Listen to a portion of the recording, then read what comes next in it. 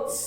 Words कहते हैं group of letters को, राइट। मीन्स अगर मैं लेटर में से सी ले लूं, ए ले लूं और टी ले लूं, इन तीनों को मिलाऊं तो क्या बनता है? सी की cat, and cat is a word. Now what is sentence? अगर हम a group of words that makes a complete sense is called a sentence.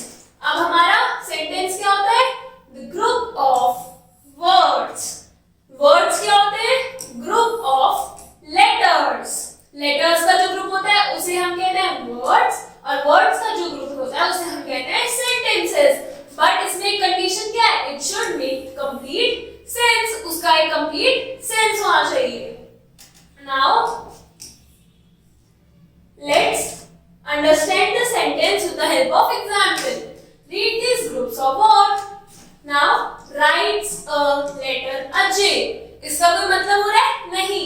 इसका मतलब क्या होना चाहिए कि अजय एक लेटर लिखता है, तो writes a letter Ajay इसका कोई सेंस नहीं है। तो is this a sentence? No. ये बस जंबल लेटर्स हैं, वर्ड्स हैं जंबल। Now second क्या है हमारा? Dog pet has a पवन। इसका कोई मतलब नहीं है। इसका क्या करेक्ट हो सकता है कि पवन के पास एक पेट डॉग है। Now next is sweet Apple like I. इसका कोई मतलब है? नहीं है। Gives wool us ship. sheep, no meaning, no meaning. Now do these groups of words make any sense? No, they don't make any sense. अब हम इसको फिर से पढ़ेंगे in a proper order. ये इमेज क्या कह रही है कि अजय एक लेटर लिख रहा है, तो how we will write this properly? Ajay writes a letter. सबसे पहले आएगा अजय writes a letter. तो ये क्या हुआ? एक proper sentence. Pawan has a pet dog. पवन के पास एक पेट डॉग है, तो सबसे पहले आएगा पवन, then has a pet dog. अभी जो सेंटेंस है इनका एक मतलब बन रहा है प्रॉपर। नाउ नेक्स्ट क्या था हमारा? Sweet Apple like I. इसमें क्या हो रहा है? इस पिक्चर में बता रहा है कि I like sweet Apple, so I like sweet Apple. ये क्या है? ये जंबल लेटर है। हमें पता है आई हमसे पहले आते सेंटेंस में, तो हमने आई लगा दिया। फिर आई लाइक, तो पहले लाइक आ गया। फिर I like what? Sweet apple. Then gives wool us sheep. इसका मतलब क्या होता है? Sheep gives us wool. Sheep हमें वूल देती है, राइट। तो पहले sheep gives us wool. Now read the same words in proper order. हम एक बार फिर से पढ़ के देखते हैं। Ajay writes a letter. Ajay letter लिखता है।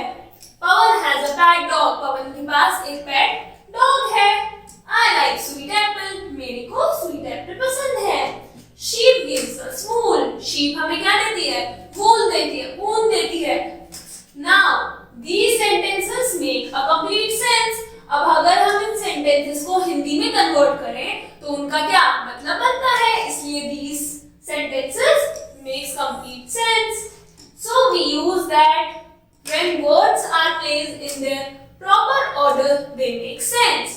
अगर हम randomly words रख देंगे तो उनका सेंस नहीं होता, और अगर उन्हें हम प्रॉपर उनके ऑर्डर में रखें तो उनका सेंस कंप्लीटली बन जाता है।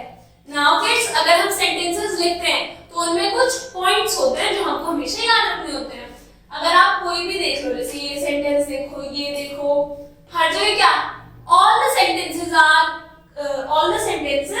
are ending with a full stop and starting with a capital letter. तो हम कोई भी सेंटेंस लिखते हैं, a sentence always begin with capital letter, a sentence end with a full stop, question mark और exclamatory mark. What does this mean?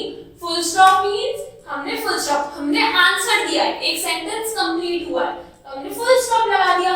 Question mark, अगर हम कोई क्वेश्चन पूछ रहे हैं कि do these groups of word make any sense, हम ये क्वेश्चन पूछ रहे हैं, तो उसके एंड में क्या आता है? Question mark. यहाँ आंसर दे दिया ना, no they do not make any sense, तो हमने क्या लगाया? Full stop.